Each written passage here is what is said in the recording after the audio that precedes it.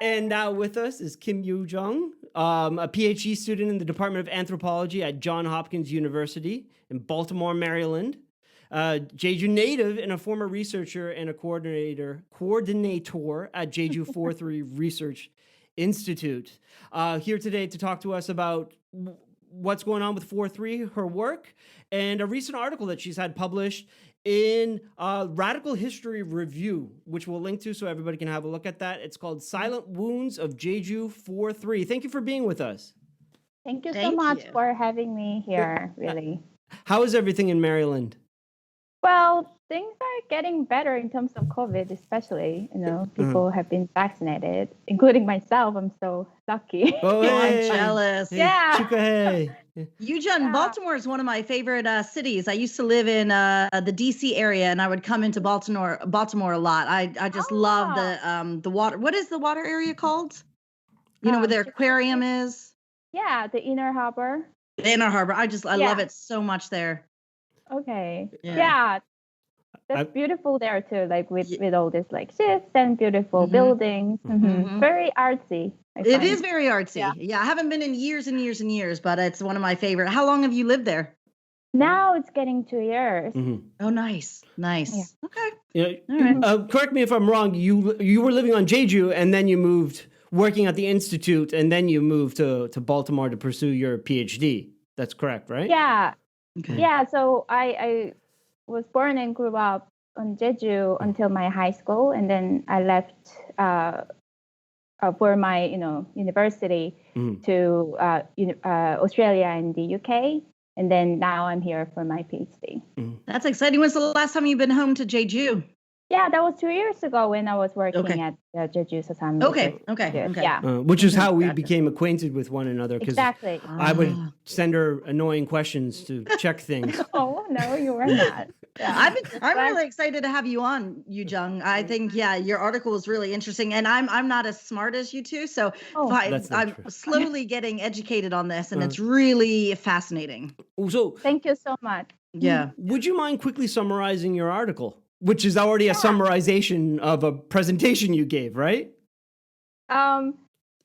Which presentation you mean? It's your article in Silent Wounds of Jeju 43. Is it not a summarization of a larger project you worked on? No.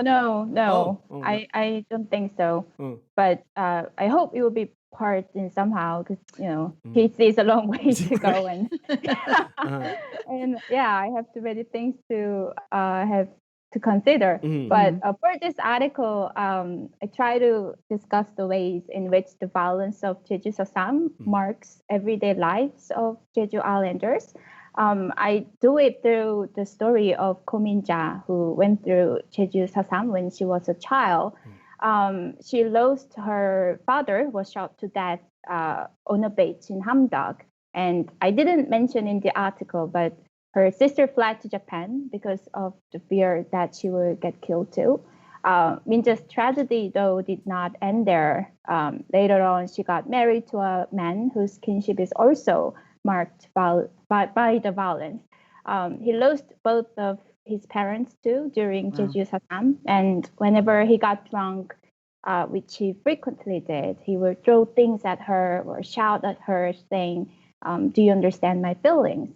As he has lived with these painful memories of Sasam since his childhood as well. So Minja, as a daughter and as a wife, and all with all these multiple relationships that she's in, lives a life deeply interweaved with the traces of the violence, which are there, but intrigue sharp pain when they are touched. So for Minja, these memories of Sasam are so burdensome that outside responses further inflict suffering on her. For example, the commemorative ceremony at the Jeju Sasam Memorial Park, organized in April every year, does not fully concern her pain either, because it does not capture her intimate relations to the souls of the deceased, her ancestors. Her life, I say in the article, I argue that her life is filled with these reverberations of sufferings, like echoes of sufferings, to use my advisor's term, echoed by the violence of Sasam in her everyday life. Those are beautiful words, the echoes of suffering. That was one of the things I thought was interesting, was the fact that she rejected the memorial service, right? Because everybody talks about it, like Moon Jae-in comes down for it. It's supposed to be that 10,000 people show up for it. And so you have this image of like reconciliation, as Jeju likes to promote, right? And then it's not the case for everyone, you know? It's very interesting. Now, why did you pick, like, I've spoken to many some Sasam survivors, and everyone's story is worthy to be written down. Like, you can write, it's awful what all these people went through. How did you pick her, and why her to focus the entire article around? Yeah, so I came across with her words or her testimony as such in this volume that contains so many testimonies from the survivors across villages on Jeju Island. And this volume was part of a 1,000 testimony collection project, which the Jeju Sasam Research Institute conducted for 5 years in 5 years between 2004 and 2008, if I remember it correctly. Wow. And I was going through it, and as you could see in the volumes, but the majority of the testimonies are done by males. And the story of Minja came to me, appealed to me in particular because, you know, it's a story of a woman. And also, as I went through the narrative, I found she uses different words when she refers to the violence. For example, sometimes she calls it riot, sometimes she calls just Sasam, sometimes she calls it massacre, and etc. There was no kind of settled expression of words that she used when she called violence. Oh, that's interesting. Like you were saying in the article, right? Like there's no, you kind of start off with talking about the title, like Jeju Sasam, and saying none of those fully encapsulate what it was for the individuals. Right. Right.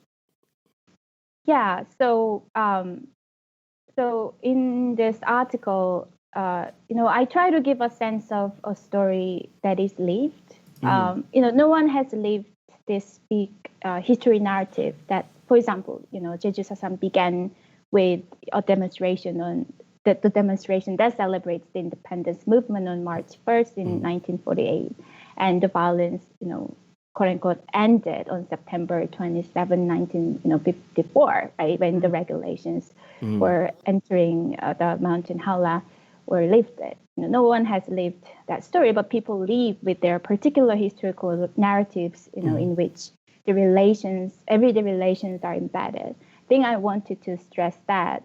And in regards to these words or inadequate words that could express the suffering of the victims or of those who experience the violence, you know, Jeju Sasam has never been given a proper name. Someone might say Sasam itself is a name, but while I agree to it to some extent, it has never been a proper name. When we say Jeju Sasam, we use Arabic numbers, you know, 4.3. Right.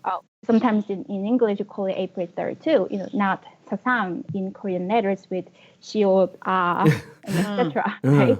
But I try to do that in my article with alphabets using SAM purposefully.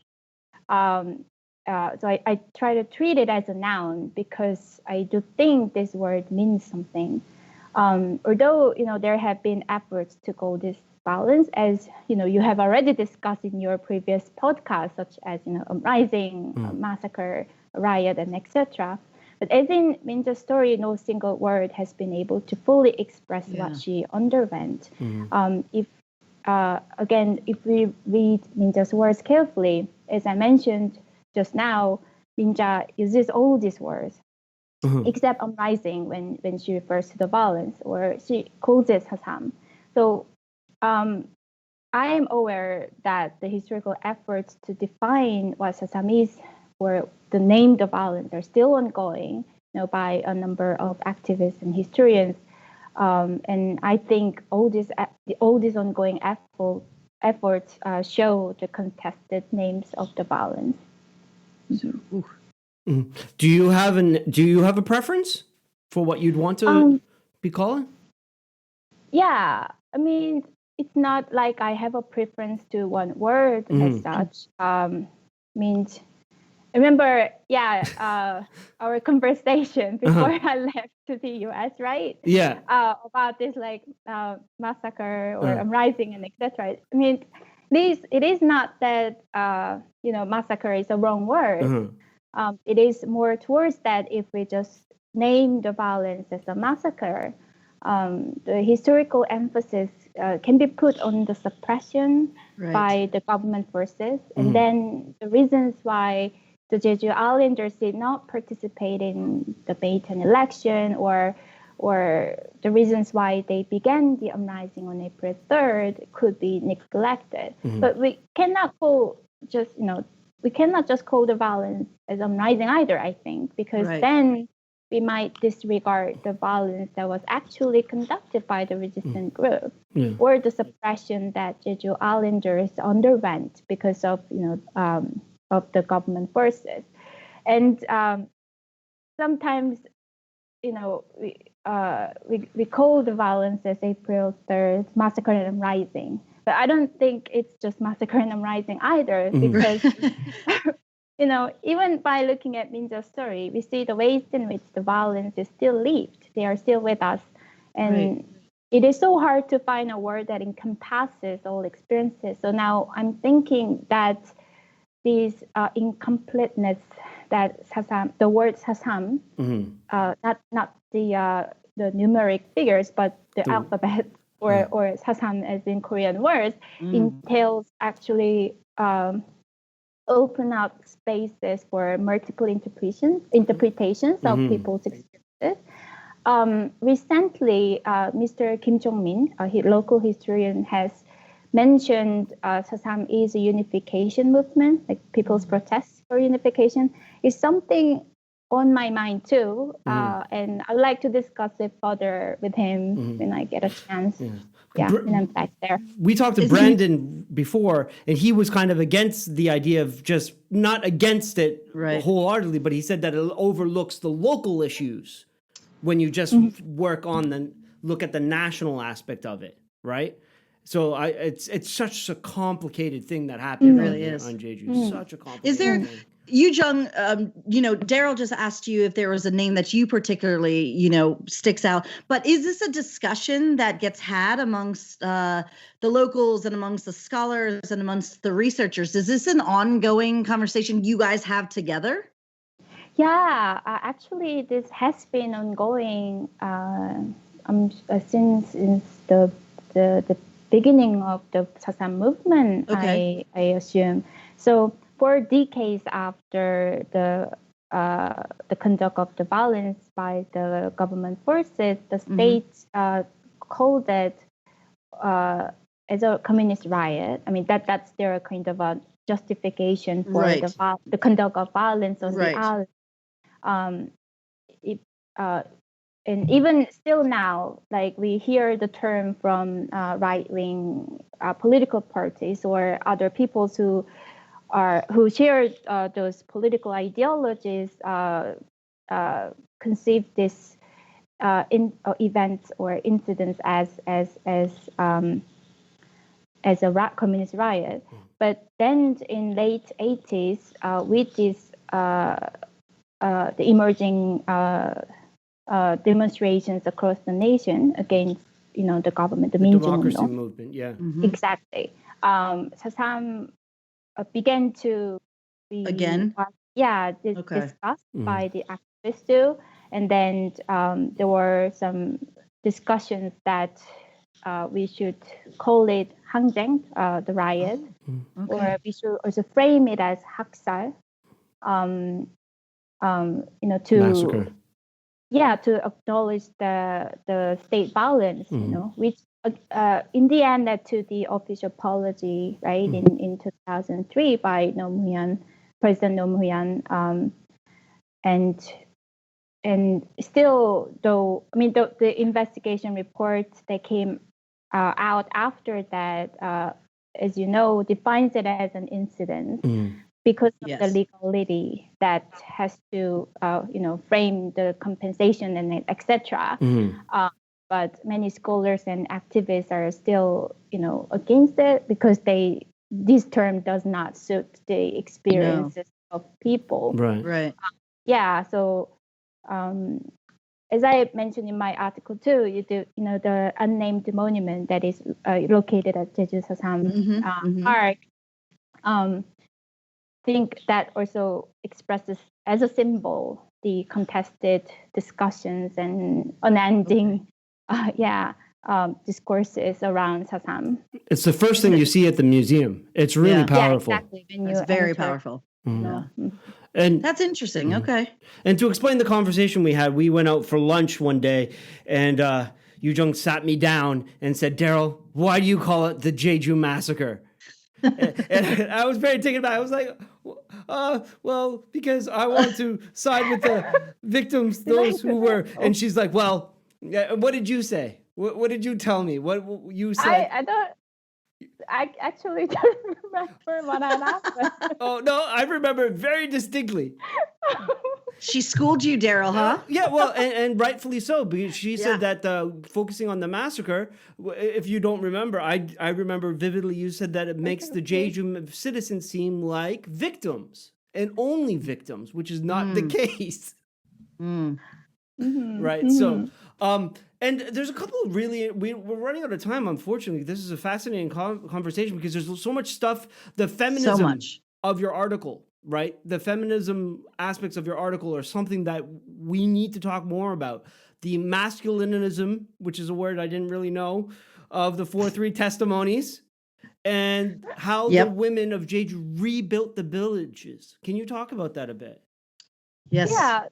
So, well, I don't think it's just a testimony where this masculinism unfolds, in constructing the history of Sasam. For example, in thinking about the rising of Sasam, we discussed the work of Kim Dal-sam or Lee-deok, the main figures of the resistance group. But we do not give the same amount of attention to those who functioned as cells of the group, they were called at the time like that, who were mostly messengers or women who supported their work in many ways. Right. And also when we go to a village to listen to the experiences of Sasam, we find it is mostly men who we get to talk to, who provides a narrative of what happened in the village. And I'm not saying here, their work or their stories are not valuable, but I'm pointing out, women's stories are relatively subsided, although the violence has affected all of them without discrimination. And again, when discussing women's efforts to rebuild the villages, again, I think we should look at particular and multiple experiences of women. And I think they did what they could do at the time to live a life or even to survive a day or to feed their children. It is not that they decided that by this stage we're going to finish reconstructing a village. But, here and there, little by little, they found what they could handle. For example, some women restored a shrine, 할망당, the community shrine, where they recultivated their farm to grow vegetables or crops, where they continued their diving voyages as sea divers, or console the souls of the deceased through rituals with shamans, 신방. And all these acts are part of the everyday life. All these acts are part of the actions that we undertake in our everyday life to live a life. Not like a project that was systemically pre-planned for people to take. A necessity. Exactly. Yeah. It's fascinating. Yeah, I didn't realize, you never hear about women being involved in the resistance, right? With Kim Dal-sam. I never really, I don't think it's mentioned in the books that are behind me. Not that I can think of it. Yeah. So if you get a chance, you could find a book on Kim Dong-il. It was written by another local historian, Kim Chang-hoo, at the Jeju Sosam Research Institute.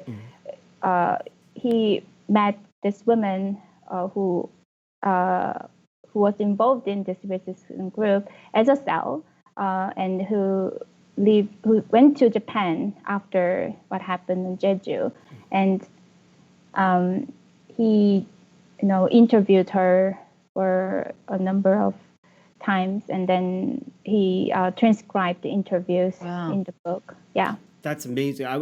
If only my Korean was a little bit better, so it wouldn't take forever to read. I'm a very slow reader in Korean, unfortunately, and I don't have a lot of vocabulary. But maybe someone can translate that into English. That would be super helpful. The work of young scholars and activists to have in future, right? Yeah. Your to-do list is getting longer. So what are you currently working on when it comes to 4-3? Yeah. I'm right now looking at the U.S. military documents to examine the U.S. occupation on Jeju Island during the period. So I'm looking at the documents that were produced at the time, like between 1947 and 1954, and to see how Jeju Island was positioned under the context of the Korean War, and how U.S. Archive what kind of perspective that U.S. Archive has on this particular incident of Jeju. So that's a project, eh? Yeah, it is a project. Wow. So is America responsible then? Uh-oh. Well, gotten into the big questions here, Youjoung. You got 30 seconds. Go.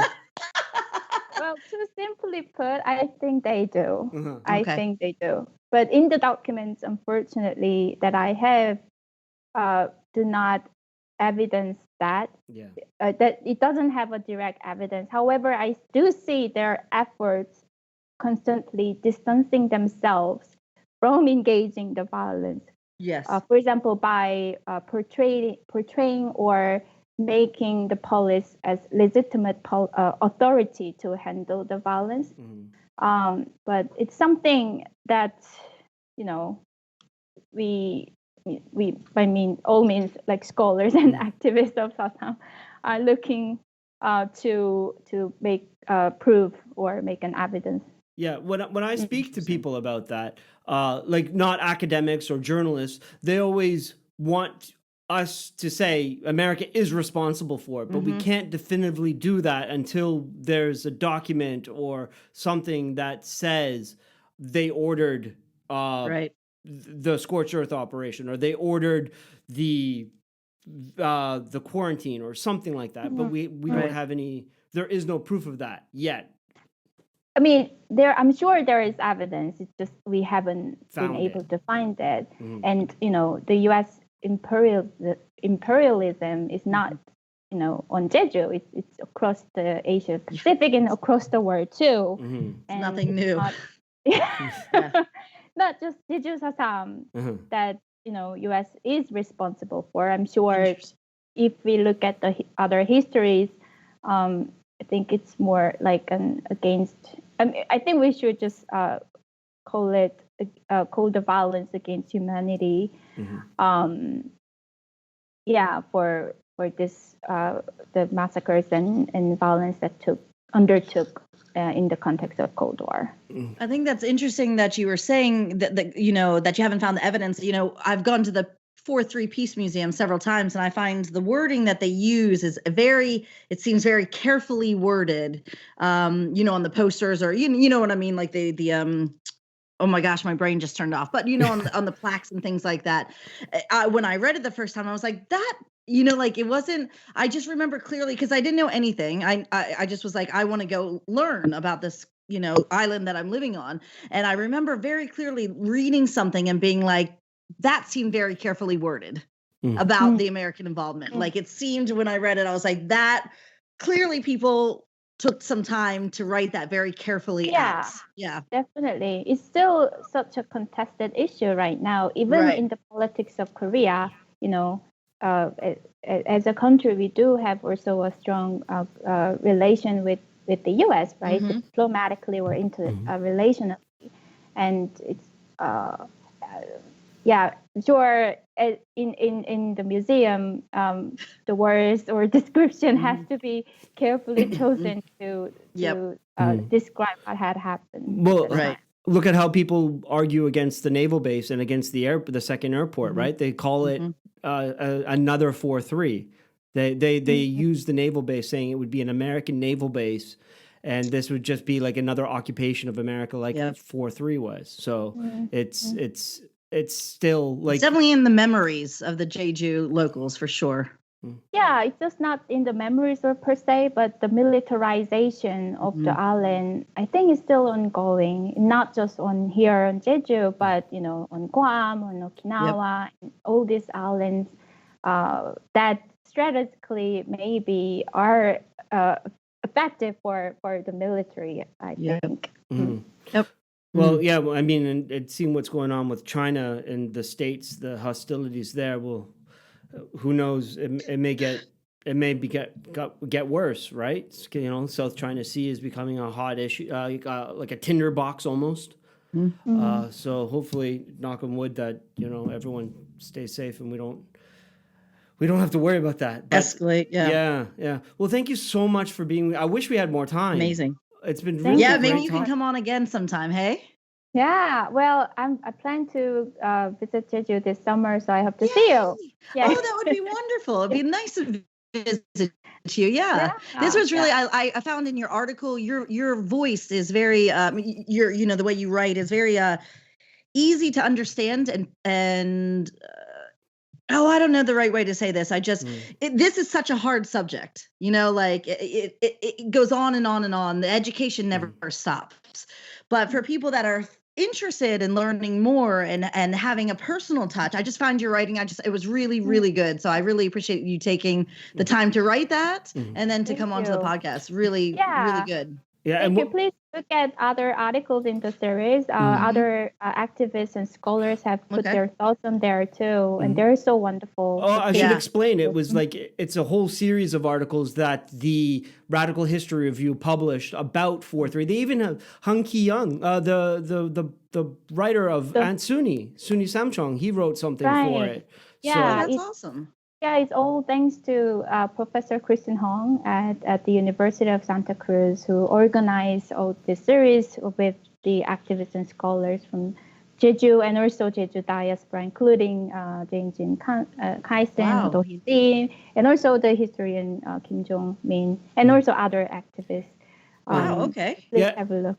It's about 10 articles, I think. 10 or a dozen articles? It's about 8 articles. 8 articles? Not the same size. We'll be sure to link that for the listeners, hey? Yeah, no, I was going to direct people. Yeah, please, if you have a time, go read, start off with Youjoung's article and then go to all the others. But make sure you get Youjoung's first. Yeah. Thanks for being on. Okay. Thank you so much. Okay. Bye. Bye.